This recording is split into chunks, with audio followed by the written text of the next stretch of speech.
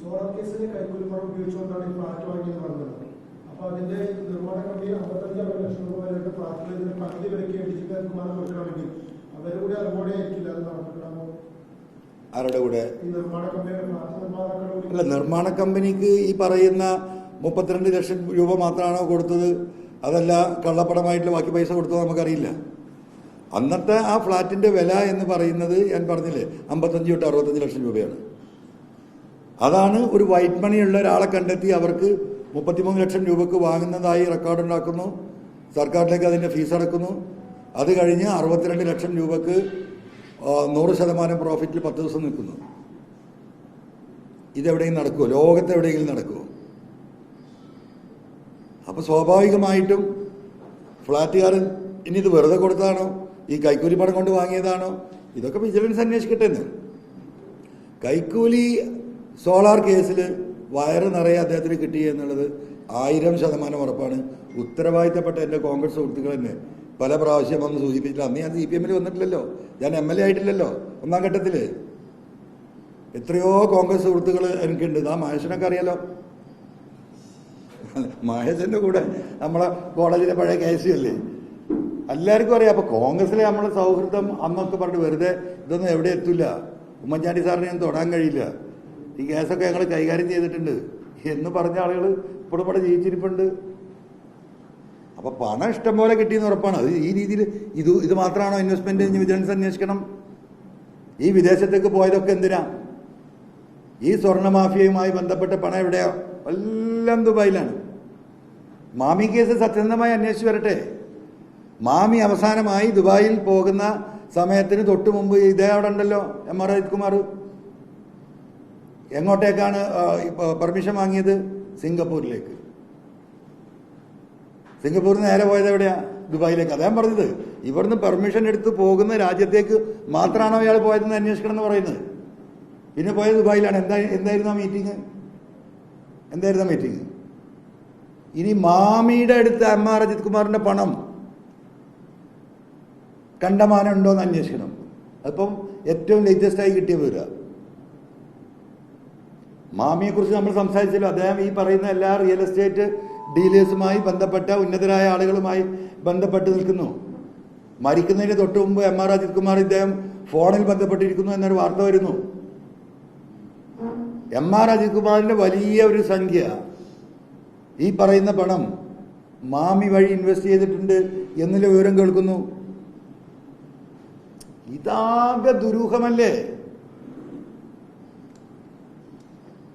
ഇപ്പൊ ആ കേസ് ഒന്നാം ഘട്ടം അന്വേഷിച്ച ക്രൈംബ്രാഞ്ച്, ഞാൻ വിശദീകരിക്കുന്ന ആദ്യത്തെ കാര്യം നമ്മൾ പറഞ്ഞ ക്രൈംബ്രാഞ്ച് അന്വേഷിക്കാൻ ബഹുമാനപ്പെട്ട CM നോട്ട് എഴുതി കൊടുത്തപ്പോൾ അതിനെ മറികടന്നിട്ട് SIT ടീം ഉണ്ടാക്കി ഇദ്ദേഹത്തിന്റെ അനുചരന്മാരെ വെച്ച് കേസ് അന്വേഷിച്ചു. വീണ്ടും ഞാൻ ഈ വിഷയവുമായി ബന്ധപ്പെട്ട പരാതി കൊടുത്തതിന്റെ അടിസ്ഥാനത്തിൽ ആണ് ക്രൈംബ്രാഞ്ച് അന്വേഷണം എന്ന്.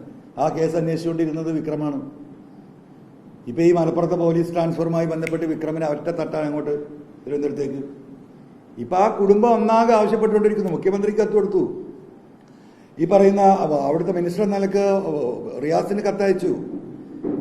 ഈ പറയുന്ന പാർട്ടി സെക്രട്ടറി കത്ത് കൊടുത്തു. LDF കൺവീനർക്ക് കത്ത് കൊടുത്തു. MLA നിലക്കും ഈ പരാതിക്കാരൻ നിലക്കും ഞാനും കത്ത് കൊടുത്തു.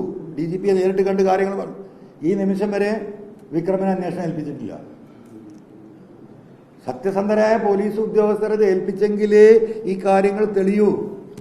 അത് തന്നെയാണ് എടവണ്ണ കേസിന്റെ സ്ഥിതിയും.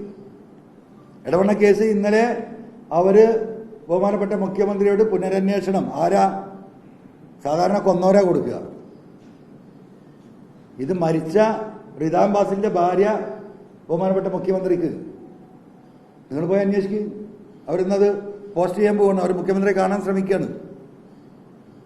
ഈ കൊലപാതകത്തിൽ ദുരൂഹതയുണ്ട് പോലീസ് പറയുന്നതല്ല സത്യം. ആരാ പറയുന്നത്? മരിച്ച റിദാൻ ബാസിലിന്റെ കുടുംബവും അവരുടെ ഭാര്യയും. ഇതെന്താ വെള്ളരിക്കപ്പെടണോ? അവിടെയും വരട്ടെ നല്ല ഉദ്യോഗസ്ഥര്, സത്യസന്ധരായ ഉദ്യോഗസ്ഥര്. അല്ല, ഞാൻ പറഞ്ഞല്ലോ ആഭ്യന്തരം കൈകാര്യം ചെയ്തിരുന്നത് ഈ നിമിഷം വരെ, കഴിഞ്ഞ ഒരാഴ്ച വരെ, അതിന് ശേഷമുള്ള കാര്യം എനിക്കറിയില്ല, ഈ പറയുന്ന പൊളിറ്റിക്കൽ സെക്രട്ടറി.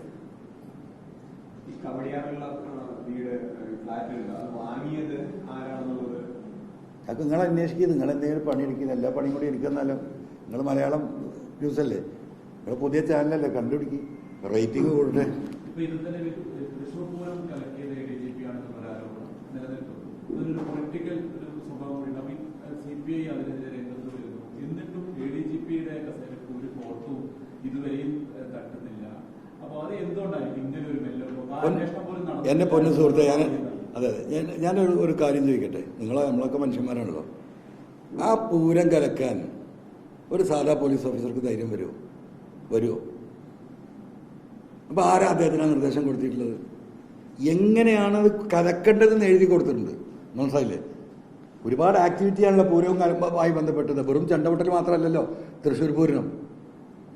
ഓരോന്ന് എങ്ങനെ സുരേഷ് ഗോപി അവിടെ എത്തുന്നത്? ബഹുമാനപ്പെട്ട രാജൻ മിനിസ്റ്റർ അടക്കമുണ്ടായി ഇടപെട്ടിട്ട്, ഒരു മന്ത്രി ഉൾപ്പെടെ ഇടപെട്ടിട്ട് ഒരു വിട്ടുവീഴ്ചയ്ക്ക് തയ്യാറാകാത്ത പോലീസ് ഓഫീസർ സുരേഷ് ഗോപി വരുമ്പം ഈ ചിത്രം തന്നെ മാറുകയാണ്. അപ്പൊ അത് കലക്കിയതല്ല, കലക്കിച്ചതല്ലേ. പൂരം കലക്കിയതല്ല, പൂരം കലക്കിച്ചതാണ്. അതിനിപ്പോ MR അജിത് കുമാർ അവിടെ തൃശ്ശൂരിൽ ഉണ്ടായിരുന്നോ ഇല്ലെന്നുള്ളതിന് എന്ത് പ്രാധാന്യമല്ല. ഉണ്ടെങ്കിലും ശരി, ഇല്ലെങ്കിലും ശരി. അദ്ദേഹം ഫീൽഡിൽ ഇറങ്ങിയിട്ട് ഇത് ഫുട്ബോൾ കളിയൊന്നും അല്ലല്ലോ. ഫോണിലൂടെ മെസ്സേജ് കൊടുക്കാമല്ലോ. അന്നുണ്ടാക്കിയ തീരുമാനമല്ലല്ലോ. ഒരു ഗൂഢാലോചനയുടെ ഭാഗമായി കൃത്യമായ അത് കഥയും തിരക്കഥയും എഴുതി അത് സംവിധാനം ചെയ്യാൻ ഈ സാധു IPS വിട്ടതല്ലേ. ഞാൻ ഇപ്പോഴല്ലല്ലോ ഇത് പറയുന്നത്. പൂരം നടന്നതിന്റെ പിറ്റേ ദിവസത്തെ എൻ്റെ ഫേസ്ബുക്ക് പോസ്റ്റ് എടുത്ത് നിങ്ങൾ പരിശോധിക്കണം.